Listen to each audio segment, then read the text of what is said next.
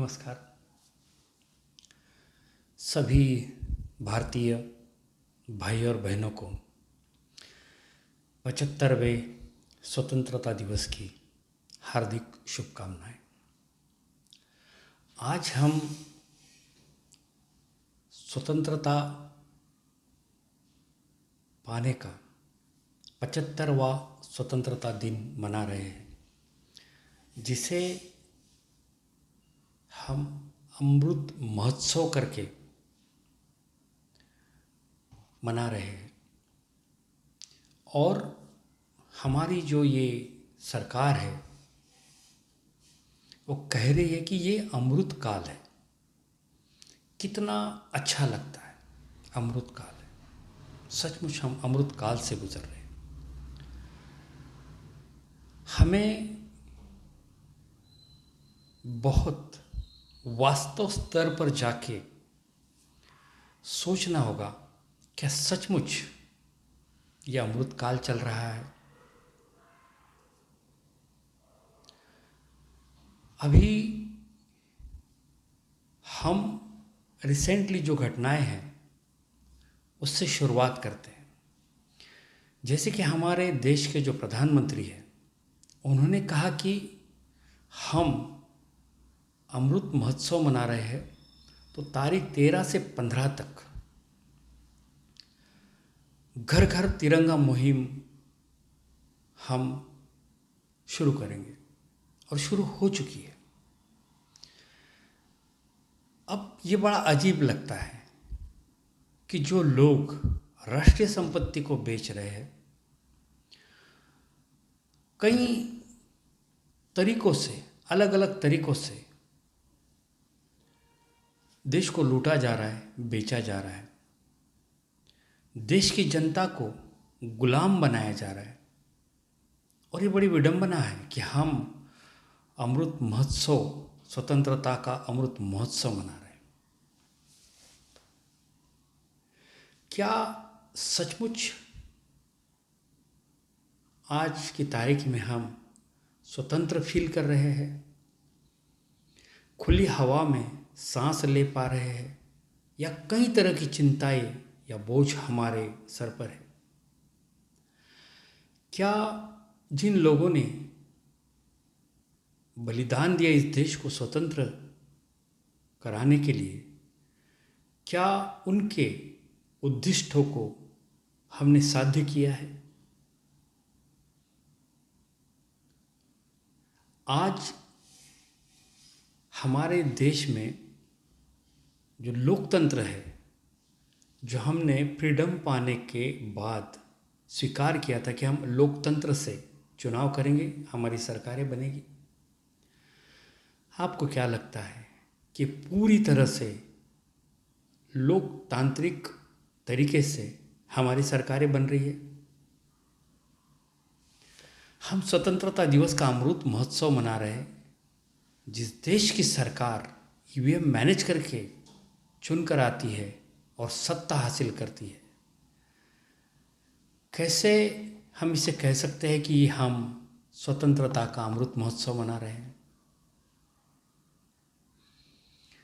कई खबरें आई है, जैसे कि कर्नाटक के विधानसभा में भी ये बात छेड़ी जा चुकी है कि 1,20,000 ईवीएम कहाँ गायब हुई है। 2 कंपनियों ने ईवीएम का प्रोडक्शन किया था। एक कंपनी ने 1,20,000 ईवीएम बनाई, जो हमारे देश के इलेक्शन कमीशन है उनको दे दी गई। दूसरी कंपनी ने भी 1,20,000 ईवीएम बनाई, वो भी सरकार को दी गई या किसको दी गई उसका कोई रिकॉर्ड नहीं है। तो 14 में जो सरकार बनी थी तब भी ईवीएम मैनेज हुई थी। 19 में जब केंद्र की सरकार बनी तब भी ईवीएम मैनेज हुई। और बार बार ये लग रहा है कि ईवीएम से चुनाव जीते जाते हैं। जहाँ इन लोगों को लगता है वहाँ ये लोग अपने पास जो ईवीएम है 1,20,000 उसको अपनी तरीके से ऑपरेट करके रिप्लेस कर देते हैं। तो अभी लोगों को लगेगा कि भाई कहीं जगह तो अलग अलग पार्टियों की सरकार आती है, अलग अलग पार्टियों के लोग चुनकर आते हैं। बिल्कुल सही है, केंद्र में सत्ता इनको बरकरार रखनी है तो वहाँ पूरी तरह ये जीत के लिए ईवीएम के मैनेजमेंट करते हैं और राज्यों में थोड़ी छूट दे देते, तब जाके कोई अलग अलग लोग चुनकर आते हैं। तो हमें पता चल जाता है कि लगता है, हमें हमारा विश्वास हो जाता है कि नहीं, ईवीएम मैनेज नहीं है, ईवीएम रिप्लेस नहीं हुई है। लेकिन ये लोग बहुत अच्छी तरह से खेल खेल रहे हैं, हमारे भारतीयों की साइकोलॉजी से खेल रहे हैं। हमारा विश्वास और अविश्वास, ये दोनों चीज़ें साइमल्टेनियसली चल रही है। ये लोग पूरी तरह ईवीएम मैनेज नहीं करते, राज्यों में नहीं करते। अब राज्यों में इनका सरकार पाने का तरीका क्या है? वहाँ के एमएलए खरीद लो, वहाँ की जिस पार्टियों की सरकार है वो गिरा दो। हाल ही में महाराष्ट्र में यही खेल हुआ है। चल रही थी सरकार, इन्होंने 40 एमएलए 41 एमएलए खरीद लिए, सरकार गिर गई और अभी इन्होंने अपनी सत्ता बनाने की शुरुआत की है। तो इस तरह से जहाँ पे सरकारें बनती है, सरकारें चुनी जाती है, वहाँ हम तो इन लोगों के गुलाम बन गए। आज जो प्रधानमंत्री है, गृह मंत्री है और उनके दो साथी अंबानी अदानी, इनके माध्यम से ये सारा इस तरह का अगर लोकतंत्र का खेल खेला जा रहा है तो हम स्वतंत्र कहाँ हैं? हम तो गुलाम हैं। और ये लोकतंत्र का तो दिखावा है, पाखंड है। ये जो है, ये इस तरह से हम अपने आप को स्वतंत्र नहीं मान सकते और 75वां अमृत महोत्सव कैसे मना सकते, जबकि इतनी बुरी तरह से हम फंस चुके हैं, गुलाम बन चुके हैं। बाबा साहब आम्बेडकर ने कहा था, शासक, जब लोग अपने आप को गुलाम समझते हैं तो शासक अपनी मर्जी से उनके हाथों कुछ भी करा सकते हैं। जैसे कि साहब ने ताली बजाई, हमने ताली बजाई। साहब ने कहा थाली बजाओ, हमने थाली बजाई। साहब ने कहा पीएम केयर में पैसा डालो, हमने डाल दिया। साहब ने कहा कि अभी अमृत काल चल रहा है, हमने मान लिया। जबकि हम देख रहे हैं कि जितनी लोकतांत्रिक संस्थाएं थी, साहब ने पूरी तरह हैक कर ली है। इलेक्शन कमीशन हो, सीबीआई हो, ईडी हो, एनआईए हो, न्याय व्यवस्था हो, हर तरह से जितनी भी आरबीआई हो, जितनी भी लोकतांत्रिक संस्थाएं थी जिन्होंने सरकार और लोगों के बीच का संतुलन बनाए रखा था, वो सारी संस्थाएं इन्होंने कब्जे में कर ली। अब न्याय व्यवस्था में इनकी चलती है, इनको जैसा चाहिए वैसा रिजल्ट लगता है, जिनको हराना है हरा सकते हैं। और इनके खिलाफ जो आवाज़ उठाते हैं उन पर वाईएपीए लगा दिया जाता है, ना उनको ज़मानत मिलती है, ना उनका गुनाह साबित होता है, ना उन्हें भी पता होता है कि हमने क्या गुनाह किया। बस सरकार के खिलाफ बोल दिया तो वाईएपीए लगा के उसको अंदर डाल दो। क्या हम इसको कह सकते हैं कि हम स्वतंत्र हैं और अमृत महोत्सव मनाना चाहिए? इस तरह से ये लोग, इनके जो लोग होते, जैसे चिन्मयानंद स्वामी हो, सेंगर हो, या नुपुर शर्मा हो, या कपिल मिश्रा हो, जो ये लोग कुछ भी बोलते हैं, देशद्रोह वाली बातें करते हैं, देशद्रोह कर देते हैं, बलात्कार कर देते हैं, फिर भी इनके ऊपर कार्रवाई नहीं होती है। कैसे कहें हम लोग कि हम अमृत महोत्सव मना रहे हैं और हम स्वतंत्र हैं? इन्होंने लोगों के आस्था का भी व्यापार बना रखा है। आज इन्होंने कहा कि 3 दिन तिरंगा फहराओ, हर घर तिरंगा, ये इन्होंने एक चलाया है, मुहिम चलाई है। अब इसमें इन्होंने 20 रुपये में एक झंडा बेचा है और ये झंडा पॉलिस्टर से बना है। अब के इससे पहले पॉलिस्टर में नहीं बनता था, तो इन्होंने कानून बनाया कि झंडा पॉलिस्टर से भी बन सकता है, क्योंकि पॉलिस्टर बनाने वाली जो कंपनी है वो अंबानी की है। अब मान लो कि इस देश में 150 करोड़ लोग रहते हैं, अगर 50 करोड़ लोगों ने भी ये झंडा लिया है और इन्होंने 20 रुपये में बेचा है, हमारी आस्था का इन्होंने उपयोग किया है और तिरंगे का व्यापार किया है, तो 20 रुपये के हिसाब से आज इन्होंने 20 अरब का धंधा कर लिया है तिरंगे का। और बेचा भी कैसे है? रेशन की दुकान में रखकर 20 रुपये का ही झंडा लो तो राशन मिलेगा, नहीं तो नहीं मिलेगा। इस तरह से ये अमृत महोत्सव मनाया जा रहा है। इतना ही नहीं, इन लोगों ने जो न्यूज़ चैनल है उनको पूरी तरह खरीद लिया है।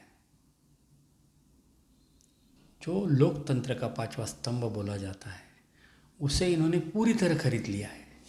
अभी सारे हमारे जो मेन स्ट्रीम चैनल है, पत्रकार है, वो इन्हीं की भाषा बोलते हैं, इनके गुणगान करते हैं, इनके झूठ दबाते हैं और जो सच नहीं है, भ्रम है, उसको ये लोग फैलाते हैं। तो पूरी तरह सोशल मीडिया इनके काबू में है। सोशल मीडिया के जो करोड़ों के लोन थे, कर्जे थे उन पर, कई चैनलों पर, वो हमारे मोदी और शाह साहब के जो दोस्त हैं, इन लोगों ने पूरी तरह भर दिए, उनको नील कर दिया, लोन नील कर दिए उनके, और उनको गुलाम बना लिया। अब ये लोग पूरा दिन सरकार के गुणगान करते हैं, जाति और धर्म भेद पैदा करते हैं, एक दूसरे के खिलाफ नफरत पैदा करने का काम करते हैं। क्या लगता है आपको, हम अमृत काल से गुजर रहे हैं और अमृत महोत्सव मनाना चाहिए, या हम लोग मोदी, शाह, अंबानी और अदानी के गुलाम हैं, या हमने हमारी स्वतंत्रता खो दी है? सोचने वाली बात है। अभी ये लोग हैं, राष्ट्रीय संपत्ति बेचे जा रही है। BSNL बेचा, रेल बेच रहे हैं, एयरपोर्ट बेच रहे हैं, भेल बेच रहे हैं, हर चीज़ बेच रहे हैं। अब ये बेच भी ऐसे वैसे नहीं रहे हैं, खरीदने के लिए अदानी और अंबानी को लोन दिया जाता है, और वो बड़े बड़े एयरपोर्ट या बड़ी बड़ी राष्ट्रीय कंपनियां, नवरत्न कंपनियां खरीदते हैं, और खरीदने के बाद वो लोन ये लोग उनको माफ़ कर देते हैं। ये पूरी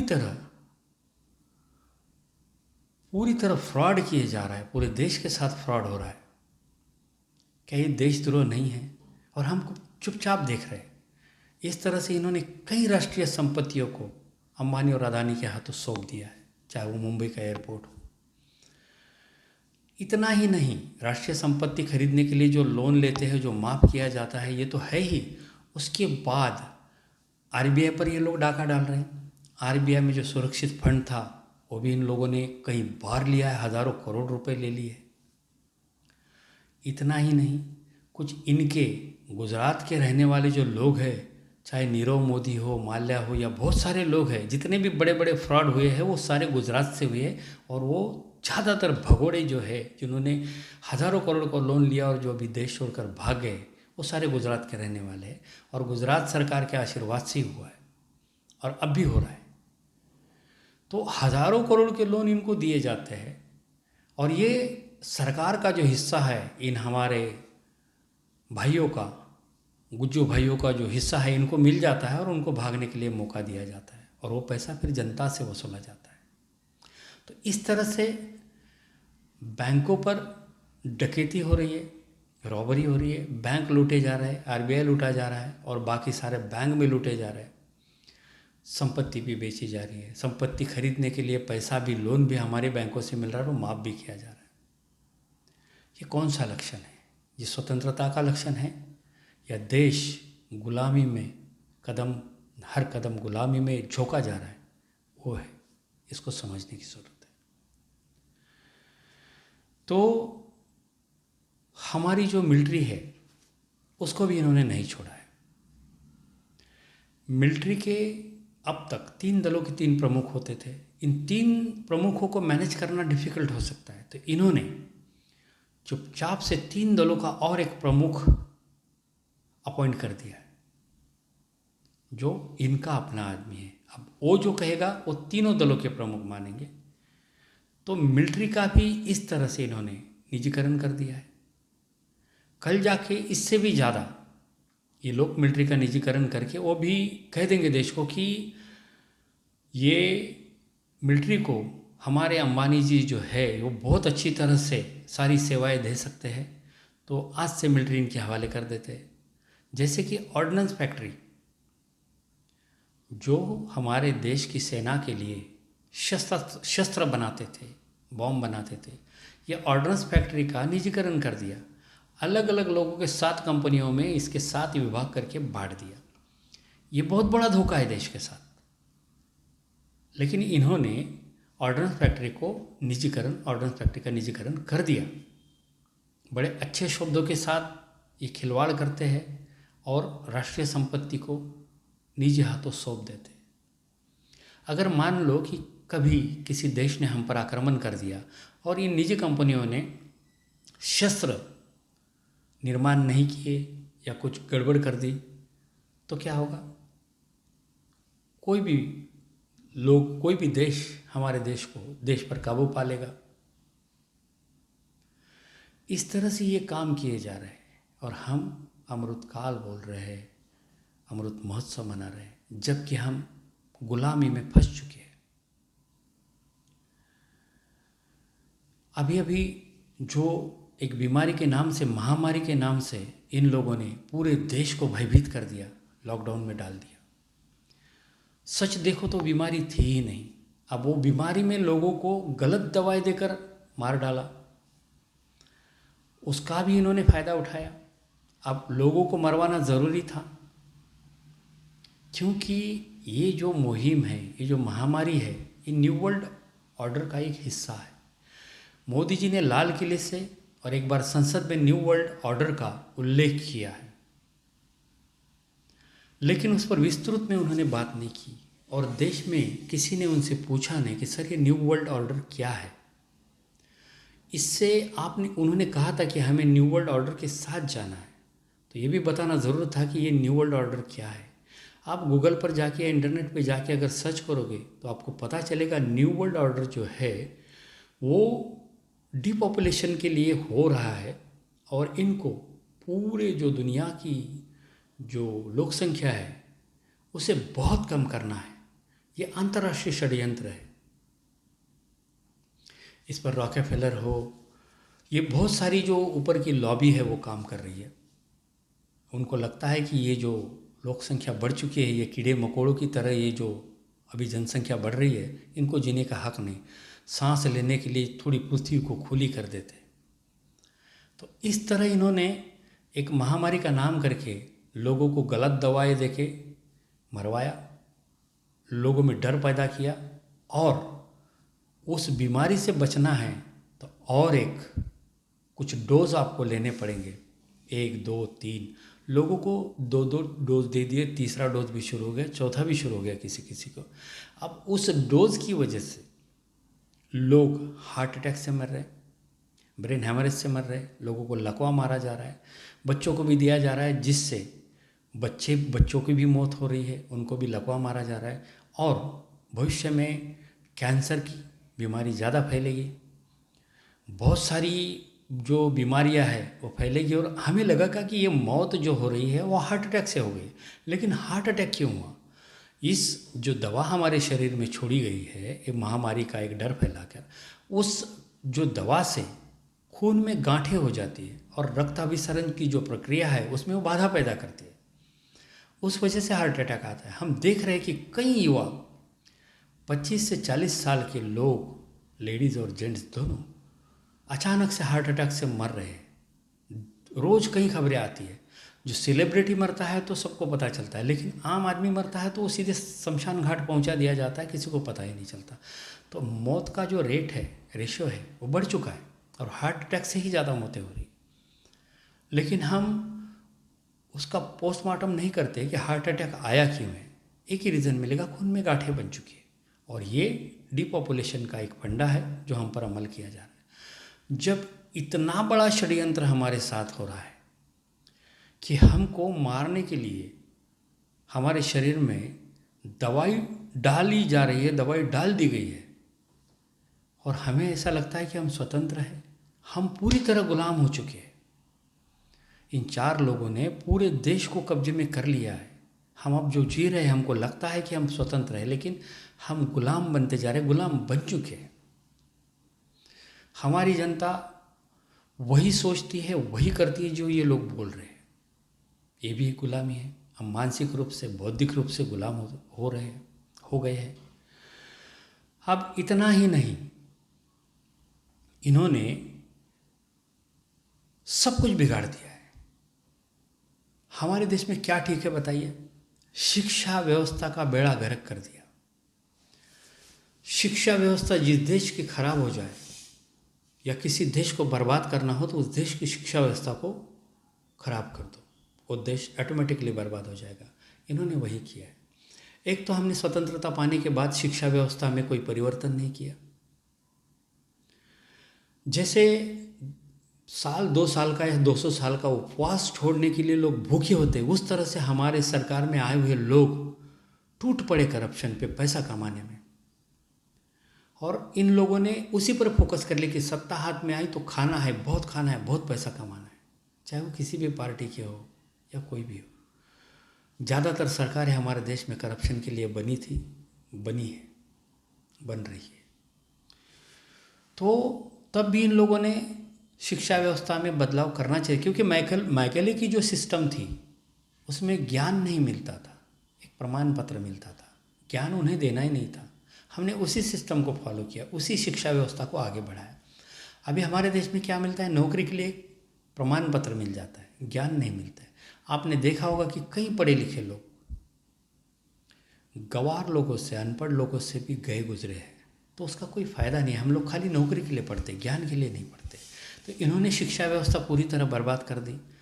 एक ही तरीके से नहीं, जो सरकारी स्कूल थे उनको बीमार कर दिया और शिक्षा व्यवस्था में पूरी तरह निजीकरण लागू किया। अभी निजीकरण, निजी शिक्षा व्यवस्था में जिसे पढ़ना है उसे लाखों की फीस भरनी है, डोनेशन भरना है, जो गरीबों के लिए संभव नहीं होता है। तो गरीबों को शिक्षा का जो अधिकार है वो छीन लिया गया। अभी निजी व्यवस्था में अगर MBBS बनना है, MD बनना है, MS करना है डॉक्टरी में, तो करोड़ों रुपए का खेल है। अब गरीब कहाँ से करोड़ों रुपए लाएगा? गरीब तो कोई डॉक्टर बन ही नहीं सकता। तो इस तरह से इन्होंने शिक्षा व्यवस्था को बर्बाद कर दिया। अभी उसके बाद जनसंख्या जो है हमारे देश की, कंपटीशन लग गई है। मुसलमानों को 10 बच्चे हैं तो दलित बोलते हैं हमको 12 होने चाहिए, हिंदू बोलते हैं हमको 14 होने चाहिए। ये कहाँ का कंपटीशन है? देश की लोक संख्या पर नियंत्रण होना चाहिए, क्योंकि हम हद से ज़्यादा गुजर गए। हम पूरी दुनिया में, हमारा भारत देश जनसंख्या के बारे में 1 नंबर पे है। भला ही रिकॉर्ड में वो 2 नंबर पे है और चाइना 1 नंबर पे है, लेकिन उन लोगों ने जनसंख्या नियंत्रण में ला ली है और हम नहीं ला पाए। 4 करोड़ का फर्क था हो तो हमने कभी का पार कर दिया। अभी हम दुनिया में 1 नंबर है पॉपुलेशन के बारे में। हम इस पर कोई कदम नहीं उठाते, क्योंकि अगर 2 बच्चों का कानून बना दिया तो कई सारे जाति वाले लोग, धर्म वाले लोग नाराज़ हो जाएंगे, वोट नहीं देंगे। तो सरकार या राजनीतिक पार्टियां या नेताओं में इच्छा शक्ति नहीं बची कि हमें जनसंख्या नियंत्रण में लाना है। इच्छा शक्ति बची ही नहीं है। इसलिए हमारे देश की जनसंख्या जो है दिन ब दिन बढ़ते जा रही है, बहुत ज़्यादा बढ़ते जा रही है। अभी जनसंख्या जितनी बढ़ेगी नौकरी देना मुश्किल हो जाएगा। आज हमारे देश में हम जो अमृत काल समझ रहे हैं, जिसको अमृत महोत्सव मना रहे हैं, ऐसी अवस्था में हमारे देश में जो बेरोजगारी का जो रेट है वो कितना है? 100% बेरोजगारी फैल चुकी है। युवाओं को सुसाइड करना पड़ रहा है, कमाई का कोई साधन नहीं है उनके पास। सरकार ने जो सरकारी विभाग है उनमें जो रिक्त पद होते हैं उन पे भर्ती करना बंद कर दिया, क्योंकि सरकार के पास पैसा नहीं है। सरकार के पास पैसा नहीं है, इसलिए इन्होंने भर्ती करना बंद कर दिया, बेरोजगारी बढ़ गई। अब ये लोग जो ऑफिस में 50 लोग हैं तो उन पर, और ज़रूरत 100 लोगों की है, तो उन 50 पर 100 लोगों का काम का बोझ डाल के उनसे काम करवाना चाहते हैं, ताकि पैसा बचे, देना ना पड़े क्योंकि सरकार के पास पैसा नहीं है। हाँ, लेकिन साइमल्टेनियसली सरकार मुफ्त की इतनी योजनाएं चलाता है जिससे अगर लोगों को काम दो तो सरकारी पद भी भरे जाएंगे, रोजगार भी मिलेगा। लेकिन यहाँ सरकार खर्च नहीं करती है। कोई लेडी प्रेग्नेंट होती है, उसकी डिलीवरी होती है, उसको 6,000 दिए जा रहे हैं। किसानों के फसलों को दाम नहीं दिया जा रहा है, लेकिन उनको 4 महीने में 2,000 रुपये भीख के तौर पर देकर खुश किया जा रहा है। अगर ये 6,000 ना भी दो तो कोई बात नहीं, लेकिन उनके अगर फसलों को दाम दो, वो सुखी हो जाएंगे, खुश रहेंगे। जबकि कृषि व्यवस्था हमारे देश का मुख्य व्यवसाय। हमने स्वतंत्रता के बाद सबसे ज़्यादा फोकस इस पर करना चाहिए था, क्योंकि हमारे पास 3 ऋतु होते हैं, अच्छी बारिश होती है और हमारे पास ज़मीन बहुत है। हमारा तो व्यवसाय ही किसान खेती का है, तो हमने इस पर फोकस करना चाहिए था। लेकिन सबसे ज़्यादा अगर हमने ध्यान नहीं दिया है तो किसानों की तरफ, कृषि व्यवसाय की तरफ ध्यान नहीं दिया है, उसमें आधुनिकता नहीं लाई है। किसानों को हमने फसलों को दाम नहीं दिए। आज लाखों किसान हर साल सुसाइड करते हैं क्योंकि उन पर कर्जा बढ़ता है। वो जितना लागत लगाते हैं फसलों के बाद उतनी लागत भी नहीं निकलती है। जिस किसान ने पूरे देश को जिंदा रखा है, जो अनाज देता है, खुद भूखा रहता है, खून पसीना बहाता है, हमने उनका भी हक मार दिया। और हम आज अमृतकाल से गुजर रहे इस तरह की खुशी मना रहे हैं, हम अमृत महोत्सव मना रहे हैं। सब बर्बाद है, पूरा देश बर्बाद कर दिया है इन्होंने। रोजगार तो है ही नहीं, उसके बाद जीएसटी जैसा टैक्स लगा के एक वस्तु का बार बार टैक्स लिया जा रहा है। मतलब 1 रुपए के पीछे 70 से 80 पैसा सरकार के पास, राज्य सरकार के पास, केंद्र सरकार के पास जमा हो रहा है। लोगों के जेब में 20 पैसा बच रहा है। अब ये साइकिल इतनी बढ़ रही है और ये साइकिल घूमते घूमते इस तरह के हालात हो गए कि लोगों के पास पैसा नहीं है, रोजगार भी नहीं है, जो जेब में पैसा था वो भी सरकार के पास चला गया। और उसके बावजूद इन लोगों ने महंगाई बढ़ा दी, इतनी महंगाई बढ़ा दी कि चरम सीमा पर है, हद से ज़्यादा। अभी श्रीलंका में जो हालात हुए उस तरह के हालात भारत में पैदा हो रहे हैं। इतनी महंगाई बढ़ा दी, रोजगार नहीं, जीएसटी के माध्यम से लूटा जा रहा है और महंगाई बढ़ रही है, तो जीना मुश्किल हो गया है। और हमारे प्रधानमंत्री जी कहते कि आप अमृत काल से गुजर रहे हैं, देश का अमृत महोत्सव मनाते हैं। अरे साहेब, आपने स्वतंत्र हमें रखा कब है? आपने तो सबको गुलाम बना लिया, सारी लोकतांत्रिक संस्थाओं को गुलाम बना लिया, सारी सुरक्षा एजेंसियों को गुलाम बना लिया, न्यूज़ चैनलों को गुलाम बना लिया, जितनी राजनीतिक पार्टियां थी उन सबको गुलाम बना लिया। आपने मिलिट्री को भी खरीद लिया, आपने न्याय व्यवस्था को भी खरीद लिया। तो हम अमृत महोत्सव मनाएं किस बात का? भारत आज मोदी और शाह का गुलाम बन चुका है। आरबीआई गुलाम है, इलेक्शन कमीशन गुलाम है, इन दोनों के सारी सिस्टम गुलाम हो चुकी है। हम लोग गुलाम हो चुके हैं, सारे शासन में, प्रशासन में जो लोग हैं वो गुलाम हो चुके हैं, इनका ही कहना मानते हैं। न्याय की बात होती नहीं है, अन्याय के खिलाफ बोल नहीं सकते हैं। तो इतनी तरह से इस देश को जकड़ लिया है इन्होंने और पूरा देश लूटकर अंबानी और अदानी को दिया जा रहा है। हम भ्रम में हैं कि हम स्वतंत्र है, हमारा देश स्वतंत्र है। नहीं साहब, हमारा स्वतंत्र 2014 के बाद जाता जा रहा है। हर कदम पर, हर साल, हर महीने, हर हफ्ते हम लोग गुलाम बनते जा रहे हैं। हमारे हालात बद से बदतर बनते जा रहे हैं। ये जो लोग हैं ये देशभक्त नहीं है। ये देशभक्ति के नाम पर पूरे देश में जाति और धर्म का जहर फैला रहे हैं। जो लोग हिंदू अपने आप को कहलाते हैं उनकी तादाद ज़्यादा है। इन्होंने उन्हीं को टूल्स बनाया है, उन्हीं को हैक कर लिया है, उनको ही सम्मोहित कर लिया है। उन्हें इस देश के अल्पसंख्यकों के खिलाफ भड़काया जाता है, चाहे वो दलित हो, चाहे वो मुसलमान हो, और इनका खून गर्म किया जाता है। खून गर्म करके इनके वोट पाए जाते हैं, इनका सपोर्ट पाया जाता है। इनके कंधे पे बंदूक रख के इनको लड़ाया जाता है, मुसलमानों के खिलाफ, दलितों के खिलाफ। लेकिन अभी बहुत सारी जनता जागरूक हो चुकी है, लेकिन उसके बावजूद भी हम ये नहीं कह सकते कि हम आज स्वतंत्र हैं। हमें स्वतंत्रता का ये अमृत महोत्सव मनाने का कोई हक नहीं है। मुझे नहीं लगता है कि हमारा देश अभी स्वतंत्र है, बस ये दिखावा है। आज गौमांस के नाम पर मॉब लिंचिंग हो रही है। हमें समझने की ज़रूरत है कि हमारा देश बीफ एक्सपोर्ट में एक नंबर पर है। जब कई टन बीफ हर रोज़ हमारे देश से एक्सपोर्ट होता है, उसमें गाय का भी होता है, भैंस का भी होता है, बैल का भी होता है, हर जानवर का होता है, लेकिन ये लोग 1 किलो गोश्त के लिए हमें आपस में लड़वा देते हैं। और इधर इतनी ज़्यादा तादाद में हमारे देश से मीट एक्सपोर्ट होता है।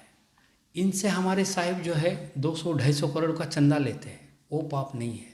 लेकिन हमको बताया जाता है कि ये जो कोई है XYZ, इमरान है, जो भी है, ये 1 किलो गोश्त लेके जा रहा है, उस पर जाके हल्ला कर दो, हमला कर दो, उसको मार डालो।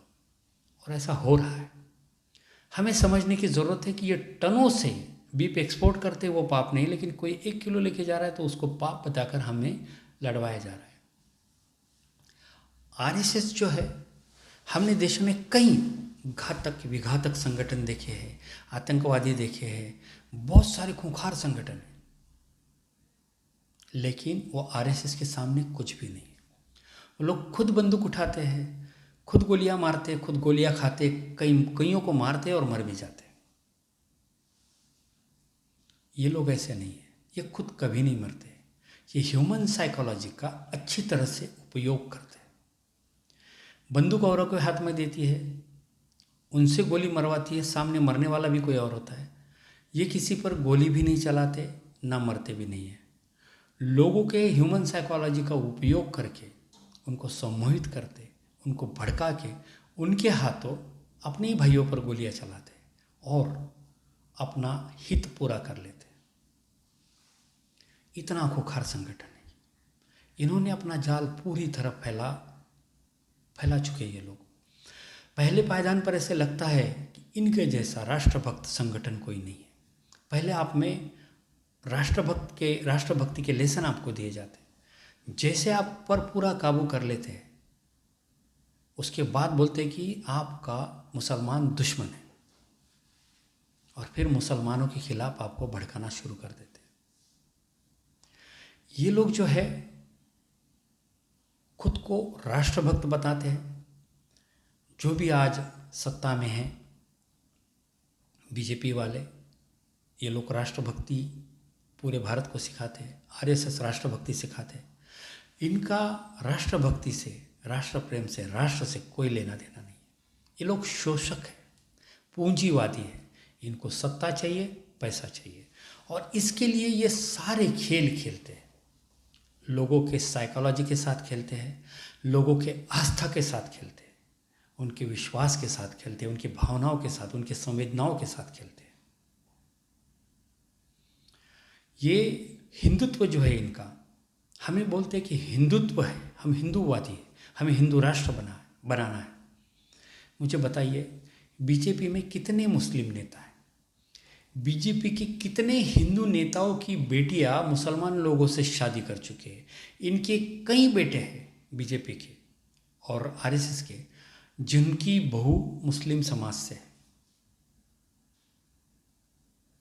तो क्या ये सचमुच हिंदुत्ववादी है? अब ये जो करते हैं ये सब चलता है, लेकिन हमारे लिए मुसलमान दुश्मन है। ये एक टूल्स है। गौ माता, गौ हत्या, ये भी एक टूल्स है। ये लोग बीफ एक्सपोर्ट करते हैं, वो पाप नहीं है, लेकिन एक गाय किधर काटी जाती है तो गौ हत्या हो जाती है और हमको भड़काया जाता है। ये लोग राम का नाम लेते हैं, राम का मंदिर बनाते हैं, राम को हिंदुत्व का प्रतीक मानने के लिए आपको बताया जाता है। अब मुझे बताइए, पुरुषोत्तम श्री रामचंद्र प्रभु, उनकी जो हमारे देश में आख्यायिका है, कथा कथन है, वो एक पत्नी व्रत थे। अब हमने देखा है कि बीजेपी के कई लोग, कई नेता किसी और लेडीज़ के साथ पकड़े जाते हैं, कहीं रेप कर देते हैं। औरत की तो इज्जत ही नहीं है। खुद हमारे साहब बोलते हैं, बेटी बचाओ बेटी पटाओ। अब साहेब ने भी खुफिया एजेंसी के मार्फत किसी लड़की के ऊपर वांच रखा था, ये भी सब हो चुका है। तो इस तरह से ये लोग हमको एक एक अलग अलग तरीके से हैंडल करते हैं।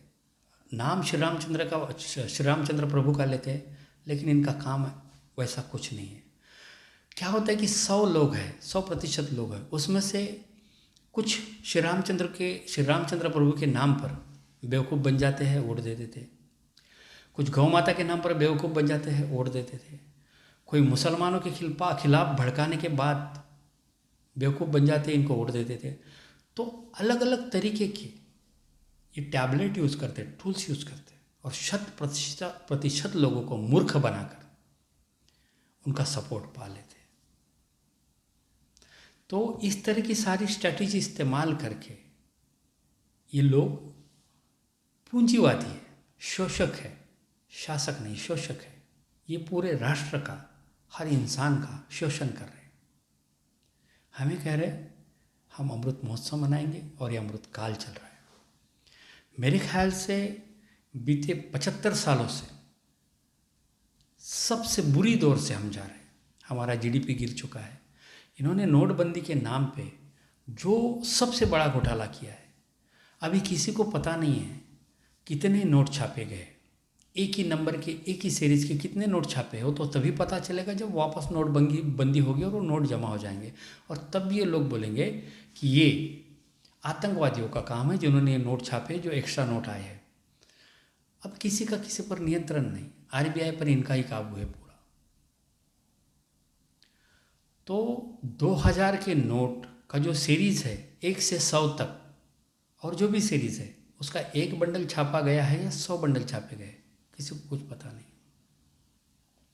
जो इन्होंने नोटबंदी के फ़ायदे गिनाए थे उसमें से कोई फ़ायदा नज़र नहीं आया।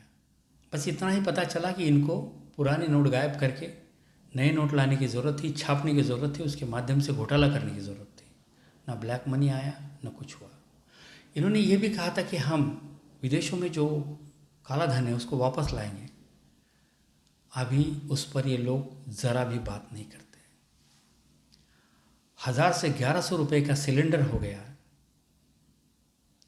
सिलेंडर की तो ज़रूरत ही नहीं बची। जब हमको किराना माल लाने के लिए जेब में पैसा ही नहीं बचा है, तो कहाँ से हम लोग किराना भरेंगे और कहाँ से खाना पकाएंगे।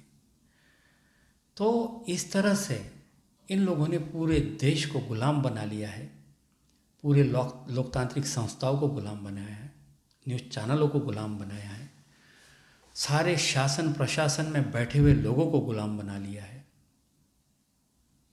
हमको भी गुलाम बना लिया है। लोग भी गुलाम हैं। बौद्धिक रूप से, मानसिक रूप से बीजेपी की, आरएसएस की गुणगान गाते हैं और इस पाखंड में फंस जाते हैं। तो साथियों, मुझे नहीं लगता कि आज हम अमृत काल से गुजर रहे हैं। हम स्वतंत्रता पाने के बाद सबसे बुरे दौर से गुजर रहे हैं। हमारा जीडीपी गिर चुका है, रुपए के अंतर्राष्ट्रीय स्तर पर रुपए की कीमत गिर चुकी है, हमारे देश में भ्रष्टाचार जो है वो चरम सीमा पर है, महंगाई जो है चरम सीमा पर है। बस हम, ये लोग कहते हैं, इनका आईटी सेल कहता है, इसलिए हम विश्वगुरु बन गए। किस चीज़ में पता नहीं।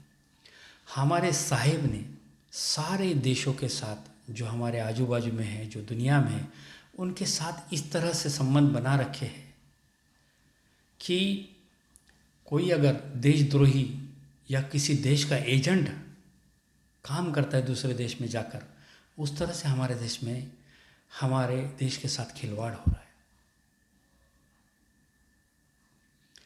कब किस देश के साथ हाथ मिला के हमारे देश में एंट्री करने के लिए उन लोगों को अनुमति दी जाएगी, हमें पता भी नहीं चलेगा। ये लोग अपने ही भाइयों और बहनों को, उन पर हमला कर सकते हैं, हल्ला कर सकते हैं, यहाँ तक कि सेनाओं पर भी इस तरह से हल्ला करके लोगों के मन में सिंपत्ति पैदा की जाती है। पुलवामा का हमला देखिए, 230 किलो आरडीएक्स कहाँ से आया, उन लोगों को क्यों वहाँ भेजा गया, बुलेट प्रूफ गाड़ी में क्यों नहीं भेजा गया। उसके बाद जब वो हादसा हो गया 43 जो हमारी सेना के जवान थे 43 मारे गए, उसके बाद उसका इन्वेस्टिगेशन भी नहीं हुआ। क्या है ये, क्यों होता है, कैसे होता है? तो ऐसी कोई जगह इन्होंने छोड़ी नहीं है। पूरी तरह से हमारे देश को हैक कर लिया है इन दो लोगों ने, और आज ये दो लोग पूरा देश लूट के अंबानी और अदानी के जेब में डाल रहे हैं। हम नाम के लिए स्वतंत्र हैं, नाम के लिए, लेकिन हम पूरी तरह प्रत्येक स्तर पर, हर स्तर पर गुलाम बन चुके हैं। मानसिक रूप से, आर्थिक रूप से, हर एंगल से। बस एक घोषणा होना बाकी है।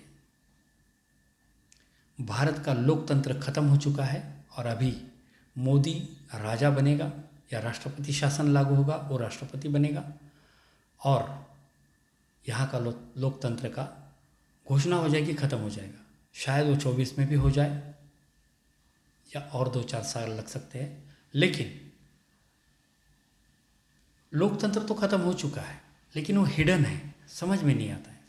खाली लोकतंत्र है ऐसे लगता है। चंद दिनों में, चंद महीनों में, सालों में घोषणा हो जाएगी और यहाँ का लोकतंत्र भी खत्म हो जाएगा। यहाँ पे तानाशाही आ जाएगी, हुकुमशाही आ जाएगी और हम पूरी तरह घोषित हो जाएगा कि हम गुलाम हैं। हम उसके बहुत करीब हैं।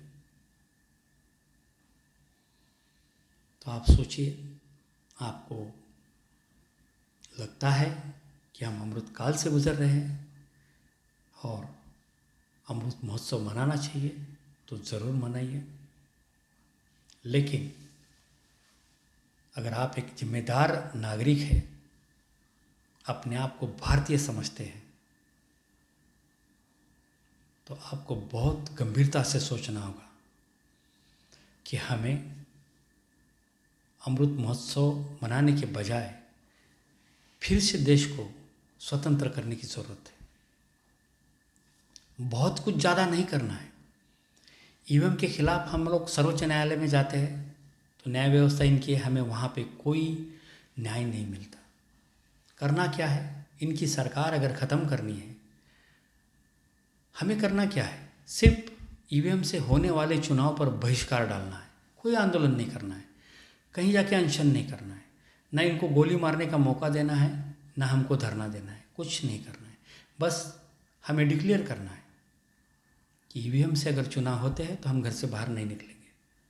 ख़त्म हो जाएगी इनका जो लोकतंत्र को इन्होंने जो हैक किया है, ख़त्म हो जाएगा।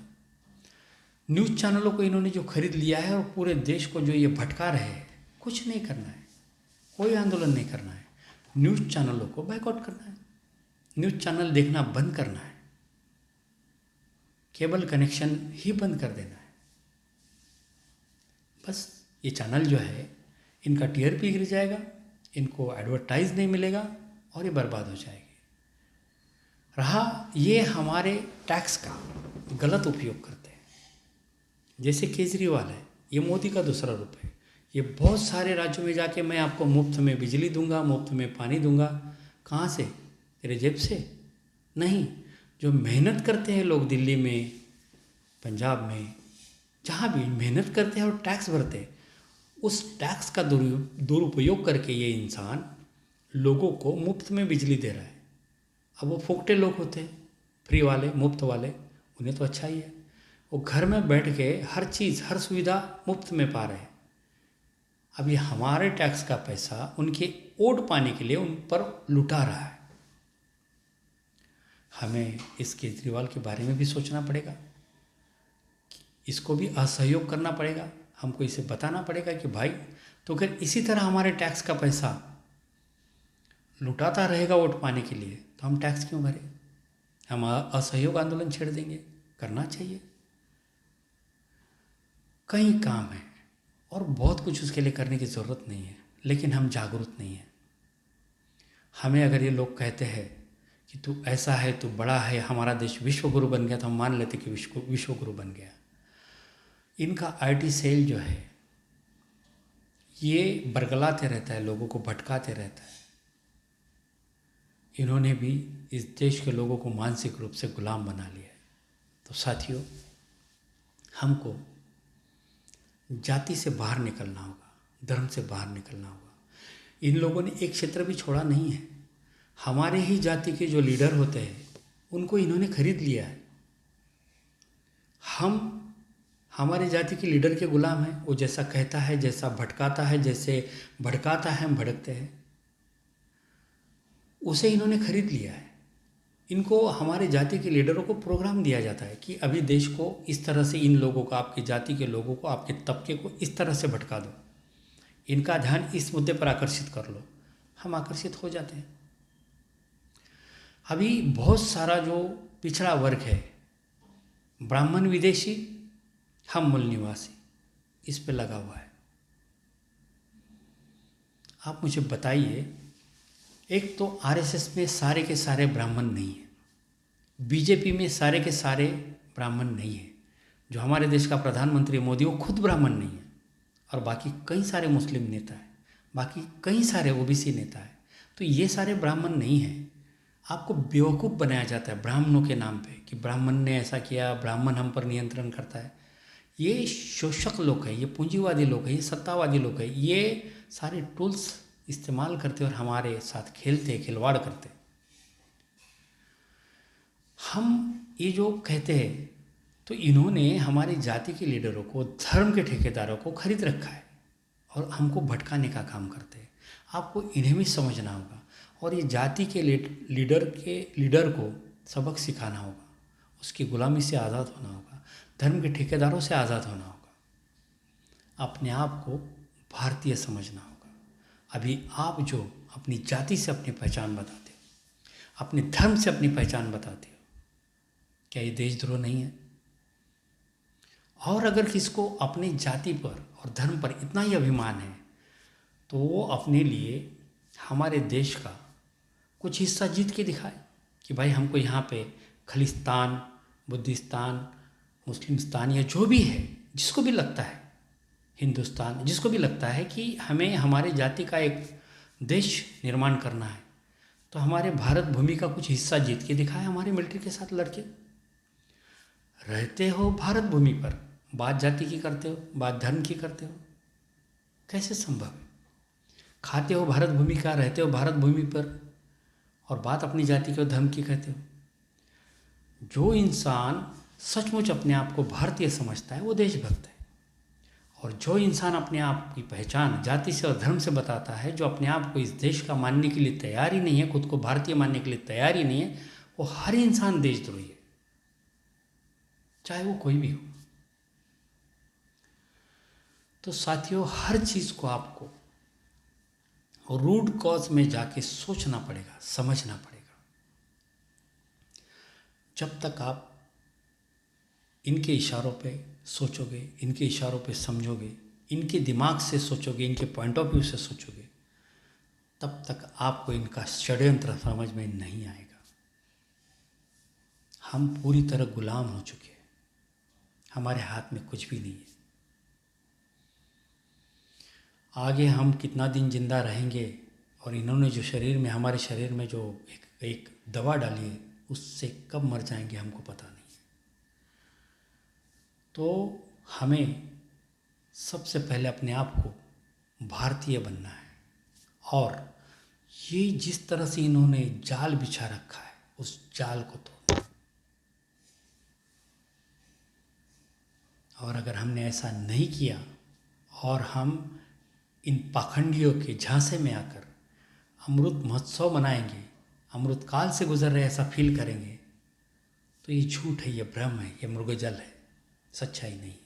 हमको वास्तव सोचने की ज़रूरत है। साथियों, अगर आपको मेरे विचार सच लगते हैं, अच्छे लगते हैं, वास्तव लगते हैं, तो इस वीडियो को सुनिएगा, लेकिन सुनने के बाद अपने कोई अच्छे भाई को शेयर भी कीजिएगा।